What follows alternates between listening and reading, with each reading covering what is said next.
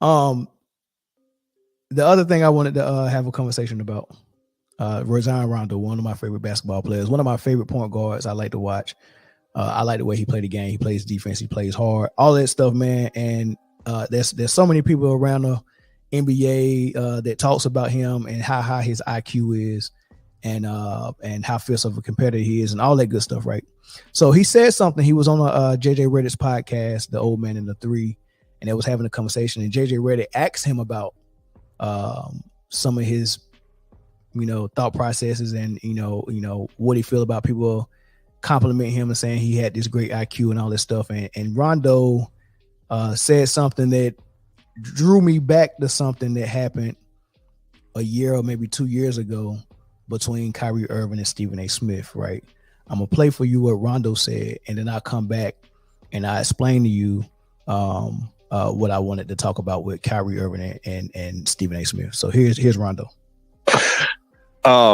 You have been described by a number of teammates, analysts, coaches, whatever, as an incredibly intelligent basketball player. And having played against you in the playoffs, really specifically, you were fucking annoying because you knew every single play. You would call out the coverage. You knew every hand signal.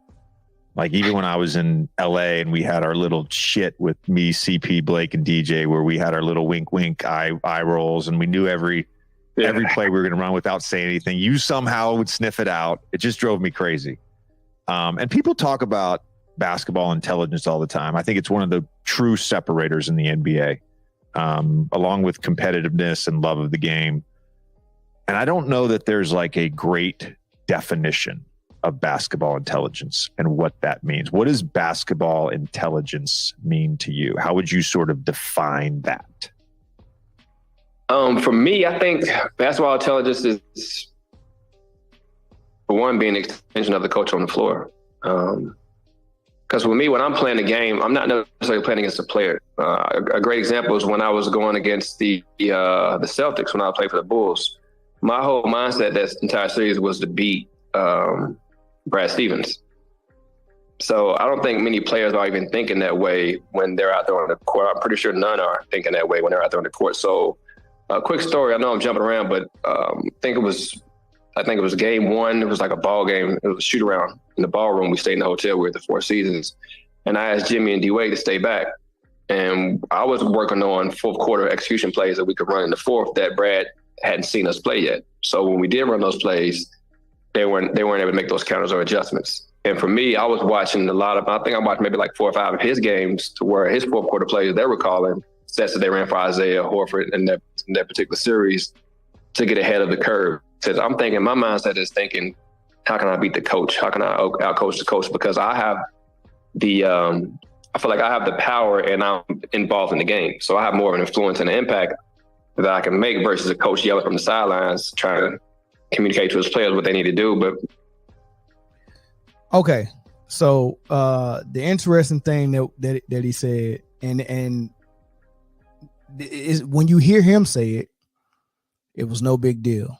As a matter of fact, if you continue on to listen to that, JJ Redick when he finished talking, JJ Redick was like, "Oh my God, that's the best answer I've ever heard," and he was just so blown away by the fact that that's how he think, and the fact that he held Jimmy Butler and D-Wade back after practice to go over fourth quarter execution and certain plays that he wanted to run in the playoffs, right? Based on what he knew about the coach and what they wanted to do, right? And JJ Redick was blown away. Well, there was another player that was rumored to have, after practice, pulled some players to the side and did the same exact thing. Let's hear how Stephen A. Smith approached that situation. I apologize. So he's missed 20 more games than he's actually played. You know what I found out, Kendrick Perkins? You know what I've been told? Do you know that this brother Kyrie Irving last season would conduct his own practices? So when Steve Nash had the team on the floor and they practiced, they would finish and he'd go and get 5 guys and conduct his own practice. You have any idea how disrespectful that is to the players? You have any idea how disrespectful that is to Steve Nash, rather? He conducted his own practices after Steve Nash conducted a practice. I mean, he's driving them crazy. And so what I'm saying is, at the end of the day, isn't that the same thing Rondo just said he did? So this is why you got to be careful when you listen to certain people and they try to rev you up and they try to, put you against a player.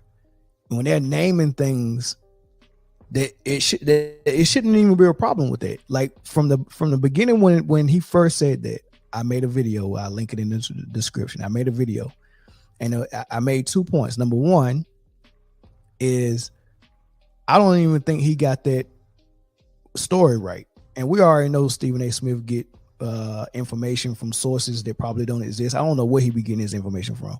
He just run with it, go straight to the daggone internet or go straight to his podcast or go straight to First Take and just throw information out there. He's done it from sources that was fake sources, Ball Sack Sports and all this crazy stuff, right? So we know he's BS on using sources. Now, I don't know who told him that Kyrie Irving will hold people back from practice, but if you remember that year, there was that the COVID year? I'm not sure if it wasn't the COVID year, but it was a year that was on the road a lot and they wasn't even practicing that much. As a matter of fact, Kevin Durant was on record talking about how little they did practice and how much he wanted to practice more. Right. So I don't know what practice Kyrie Irving, and he was suspended half of that season. I don't know what practice he was holding while they was on the road. That's kind of weird. That's number one. Number two is that Kyrie Irving has been on record to talk about how he would play 1-on-3 for his individual workouts. Like he would have 3 people on the court and he would play 1-on-3 against them, trying to simulate taking tough shots over contested defenders and multiple contested defenders, right? Or trying to split defenses to do all this stuff. That he would make it hard on himself for his individual workouts and individual practice. So my thing was, either one, the story is not true at all, but even if it is true, it's very possible that they're talking about his individual workouts that he did 103. But now, after I hear Rondo, there's a third thing it could have been. Maybe he was holding practice with 2 or 3 guys or 4 guys after Steve Nash practice. But is that something odd that players don't do? Don't players come in before the game and get shots in early before the team get there? Or before practice, they're in there early? I've heard about Kobe being already in there. Practice started at 11. Kobe is in there at 5 in the morning working out. And by the time the team get there, Kobe's already drenched in sweat before the practice. So getting in work before the practice is great. Getting in work after the practice is great as well, right? That's extra work you're trying to get. How is that a bad thing? And now we hear Rondo saying, hey, man, I had plays that I wanted to run and sets I wanted to run that I practiced with my 2 guys, not even the whole team, Wade and Jimmy Butler, when he was with the Bulls. And he said, yeah, this is what I would do. And JJ Redick just fell out of his chair almost. He could, oh my God, that's the greatest thing I ever heard. Right. So, I mean, I just thought that was odd. And as soon as I heard Rondo say that, I mean, he said some more great things on this podcast that I was going to react to, but I couldn't take my mind off the fact that he said the same exact thing that Kyrie Irving was rumored to be doing, but it was totally 2 different reactions. Right. So, I mean, y'all let me know what y'all think about that whole situation, man. Like, does this make Stephen A. Smith look like an idiot? Or do you look at Kyrie Irving in a different light? Knowing that he had this guy after him in the media and he would stop at nothing to make him look bad. And the funny thing about it is, now that Kyrie's got his contract and got his long-term deal, Stephen A. Smith don't have any more venom for him. It was almost like he was only doing it to prevent him from getting what he wanted. Now that he got what he wanted, there's no need for him to do it.